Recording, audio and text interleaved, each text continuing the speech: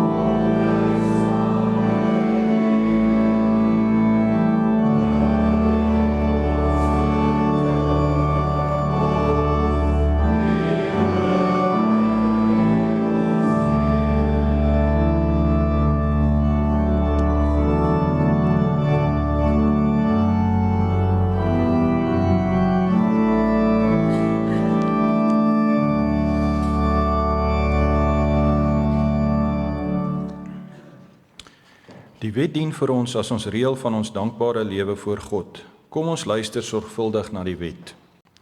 Toe het God al hierdie gebooie aangekondig. Ek is die Here jou God, wat jou uit Egipte uit die plek van slawerny bevry het. Jy mag naas my geen ander gode hê nie.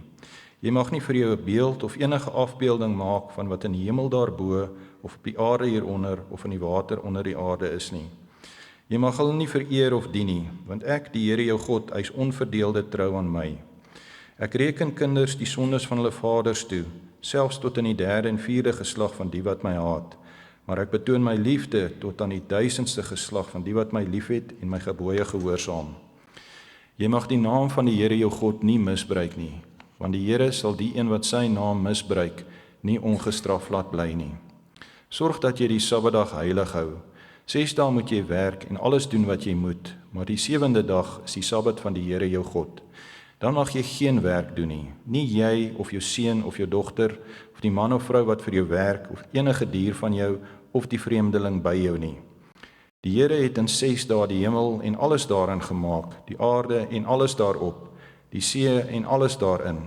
Op die 7de dag het hy gerus, en daarom het die Here dit as 'n gereelde rusdag geheilig. Eer jou vader en jou moeder, dan sal jy lank bly woon in die land wat die Here jou God vir jou gee. Jy mag nie moord pleeg nie, jy mag nie egbreek pleeg nie, jy mag nie steel nie, jy mag nie vals getuienis teen 'n ander gee nie, jy mag nie iemand anders se huis begeer nie, jy mag nie sy vrou begeer nie, ook nie 'n slaaf of slavin, 'n bees of 'n donkie, of enigiets anders wat aan hom behoort nie. Kom ons sing Gesang 405, vers 3 en 4.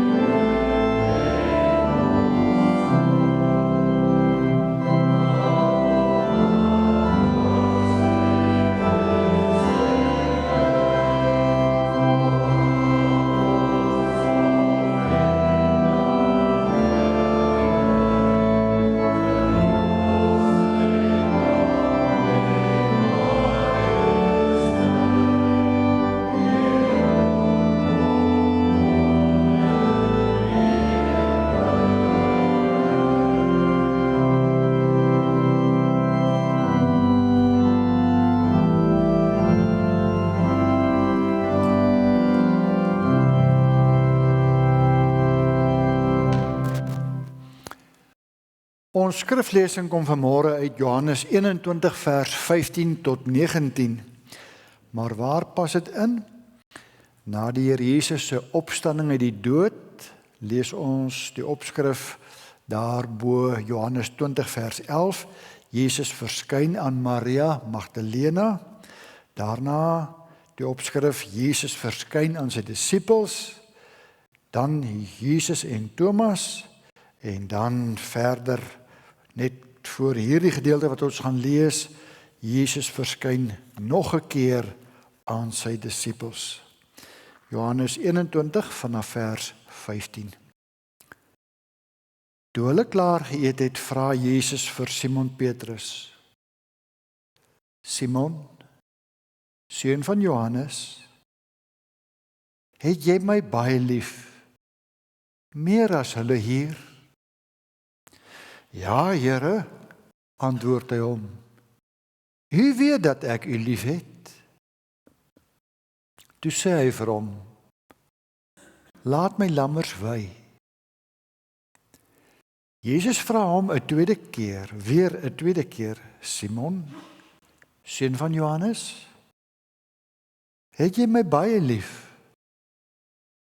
Ja, Here, antwoord hy hom. U weet dat ek u lief het. Hy sê toe vir hom: pas my skape op. Jesus vra hom die derde keer: Simon, seun van Johannes, het jy my lief? Petrus het bedroef geword omdat Jesus hom die derde keer gevra het: het jy my lief? En hy antwoord hom: Here, u weet alles. U weet dat ek u lief het. Hy sê toe vir hom: laat my skape wei. Dit verseker ek jou, toe jy jonger was, het jy self jou klere vasgemaak en gegaan waar jy wil. Maar wanneer jy oud is, sal jy jou hande uitsteek en iemand anders sal jou vasmaak en jou bring waar jy nie wil wees nie. Dit het Jesus gesê en daarmee aangedui deur watter soort dood Petrus God sou verheerlik. Daarna sê hy vir hom: volg my. Kom ons bid nou saam.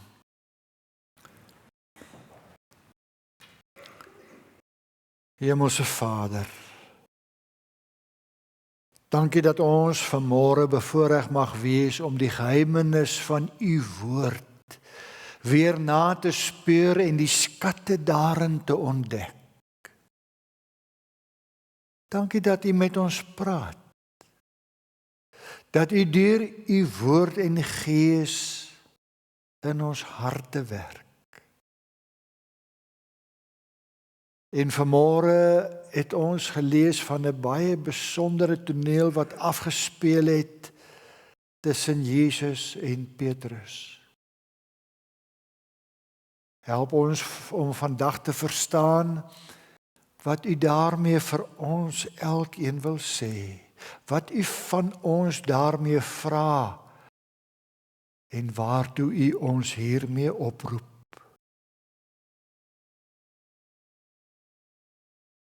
Wie is dan nou met ons?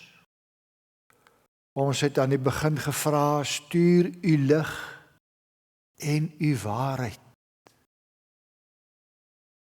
Doen dit dan nou so, deur die woord wat u vir ons stuur. Ons vra dit in Jesus se naam. Amen. Ons sing nou Psalm 18 vers 7 as eintlik ook 'n gebed voor die verkondiging van die woord.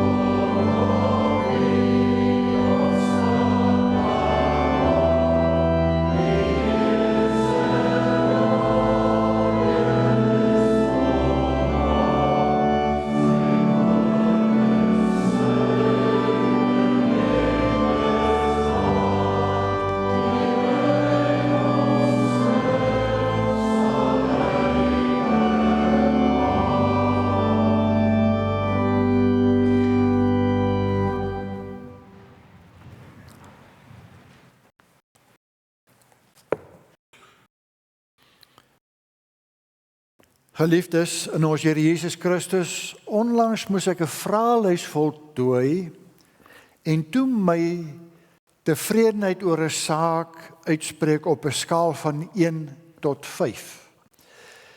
Waar 1 baie ontevrede is en 5 baie uiters tevrede. In die gedeelte wat ons net nou gelees het, laat Jesus vir Petrus as dit ware so 'n vraelys voltooi as hy hom vra. Simon, seun van Johannes, het jy my baie lief, meer as hulle hier? Hierdie gesprek vind plaas na die Here Jesus se opstanding uit die dood en voor sy hemelvaart. Waar ons 2 Sondae gelede Paasfees gevier het en die dood se oorwinning gevier het, is dit nou ook 'n geskikte tyd om vas te stel waar ons in ons verhouding met die opgestane Heer verkeer. Ons moet onsself evalueer, nie met ons maatstawwe nie, maar met dit wat ons in die woord van die Here aantref. Wat was die omstandighede waaronder hulle hier verkeer het? Vers 15 sê dat hulle klaar geëet het. Die Here Jesus was nog saam rustig met sy disippels daar rondom die vuur waarop die vis gaar gemaak is. Nie lank tevore nie, was Petrus ook by 'n vuur. 'n Vuur waar hy sy meester 3 maal verloon het. Hy het wel diepe berou daaroor gehad en hom weer by die ander disippels gevoeg. En hy was ook teenwoordig by 'n vorige geleentheid toe Jesus aan hulle verskyn het. Sy aansien onder die ander disippels het egter skade gelei, juis omdat hy Jesus verloon het. Hy was altyd die leier van die 12 en Jesus wil hom graag as die leier behou. Daarom was dit nodig om hom daar waar die ander disippels teenwoordig was, om weer in sy amp as apostel te herstel. Dit gebeur dan as hy hom 3 maal vra of hy hom liefhet en 3 maal 'n opdrag gee ten opsigte van sy kudde.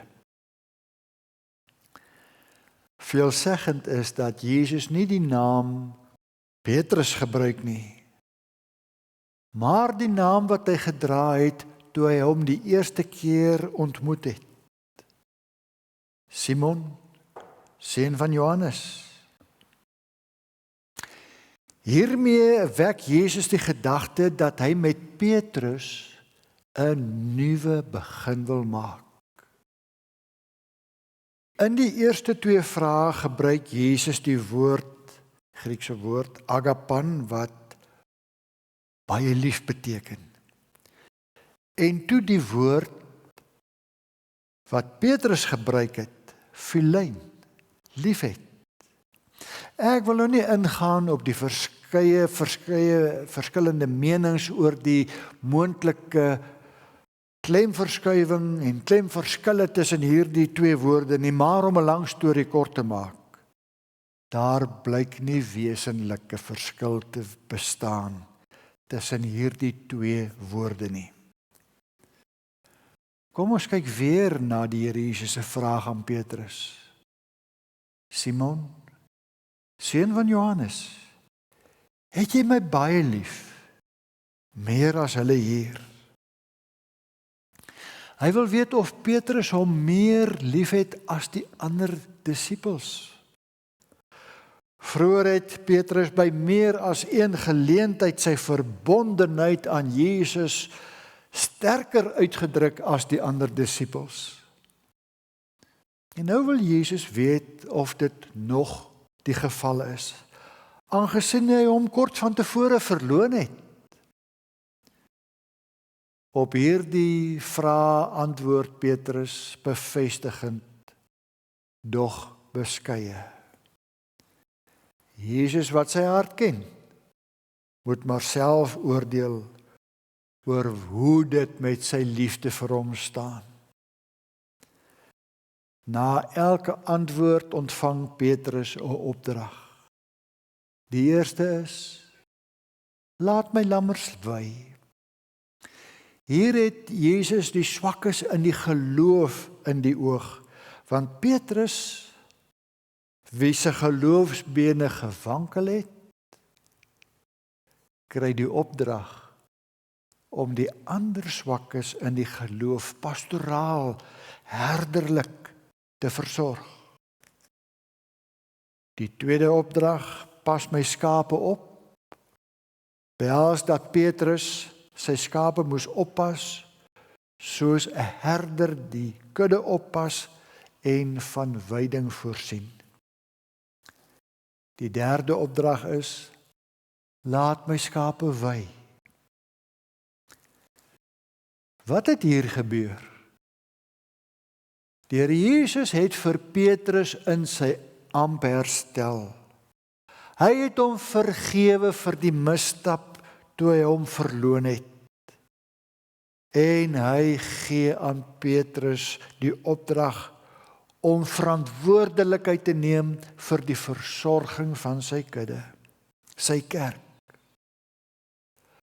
Petrus kon die disippels weer begelei in hierdie groot taak en opdrag.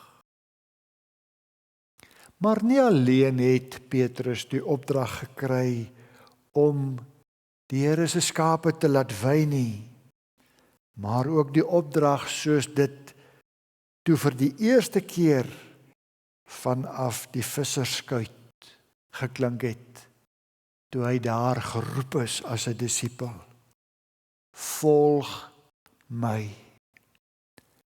Nou is dit 'n nuwe roeping. Nou moet Petrus op die voetspoor van Jesus volg in leer, lewe en selfs in lyding. Daarin mag hy nie vervlou nie. Want die werkwoord om hom te volg kan ook vertaal word, hou aan om my te volg. Die Here Jesus vra beide navolging en volharding. En daartoe was Petrus bereid. En ons sien dit in sy kragtdadige optrede, soos beskryf in die boek Handelinge. Kom ons verskuif nou die fokus van Petrus af na ons toe. Watter blokkie sou jy op die skaal van 1 tot 5 op die vraelys afmerk? Ons moet onsself afvra, het ons die Here baie lief of net 'n bietjie lief? As ek my liefde vir die Here bely, bewys ek dit ook met my lewe? Hoe lyk die vrug wat ek dra? Kan 'n vreemdeling in my handel en wandel sien dat ek 'n volgeling van die Here Jesus is? Bevestig my dade, my geloof? Wat maak ek met die opdrag, volg my? Trap ek in die Here Jesus se spore, of volg ek my eie pad? Is ek konsekwent Christen, of net wanneer dit gemaklik is en my pas? Nou broer en suster, ons almal struikel en val een of ander tyd. Ons bly mense met ons ou natuur wat baklei vir die oorhand. Maar onthou, as dit gebeur, moet ons weer opstaan en die vergifnis van die Here daarvoor aanvaar. Dan kan ons maar net na Petrus kyk, wat sy verlede waaroor hy berou gehad het en waarvoor hy skaam was, agtergelaat het en met ywer hom vir Christus en sy kerk beywer het. Die Here het hom 'n tweede kans gegee en hy het dit met albei hande aangegryp. Maar kom ons kry eers 'n antwoord op 'n baie belangrike vraag. Waarom moet ons die Here lief hê? Net omdat hy ons dit beveel? Nee, hy het ons eerste lief gehad en hy het dit ook bewys deur intense lyding deur te maak en uiteindelik 'n verskriklike dood aan die kruis te sterf. Aan die kruis het hy die straf wat ons toekom weens ons sonde, het hy gedra. So mooi verwoord gesang 396 vers 3 hierdie daad. Vir al my skuld het hy betaal, vir my in helle angs gedaal. Sy kruis, sy liefde onbegrens, ontsluit in my 'n nuwe mens. En dan skets vers 4 die gevolge van die nuwe mens en nuwe lewe. Hom kan ek nou met vreugde dien, in 'n ruimte deur sy kruis voorsien. 'n liefde so volmaak en vry. Hy's alles, ook van my. Kan ons dan anders op hierdie liefde van die Here antwoord as met liefde? Kan ons dan ons ore doof hou vir die oproep, volg my? Broer en suster, hier agter lê genade onbeskryflik groot. Die opgestane Heer kom vra vanmôre vir elkeen van ons. Het jy my lief? Kom ons gaan dink vandag en die res van die week na oor ons antwoord op die Here se vraag.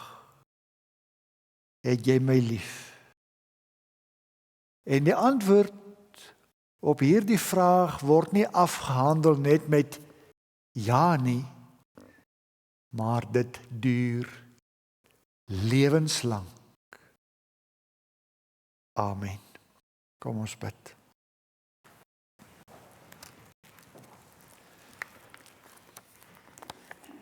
Hemelse Vader, dankie dat U met ons kom praat het. Ja, mooi met ons gepraat het en nie kom raas het nie. Dankie dat U geduld het met ons. Dat U verstaan as ons struikel en val. Maar weer dan opnuut die hand na ons uitstrek en ons optel. Dankie dat U, soos wat U vir Petrus in die amp herstel het, ons telkens weer 'n tweede kans gee. Help ons dan om te groei in ons liefde vir U, vir mekaar, vir die natuur en ons kultuur. Dankie vir die voorreg om te mag lewe. Al die mooi dinge wat U ons gun om te geniet. Dankie vir geliefdes in ons lewe, gesinne, families. Dankie vir vriende. En ons bede is dat U ook ons kinders sal behoed en bewaar, waarvan baie sommige van hulle ver oor see is. En ons wat nog ouers het, ons dra hulle aan U op vir bewaring en versorging. Ons kan maar net vra dat U genade vir hulle genoeg sal wees elke dag. Seën hierdie gemeente, die leraar, die kerkraad en elke lidmaat. U weet ook watter stryd die gemeente moet stry om te bly skyn as 'n helder lig vir U in die wêreld. Seën vir hulle daarin. Ons kom sê dankie dat U vir ons sorg. Dit wat ons eet en aantrek. Dit wat ons laat lag.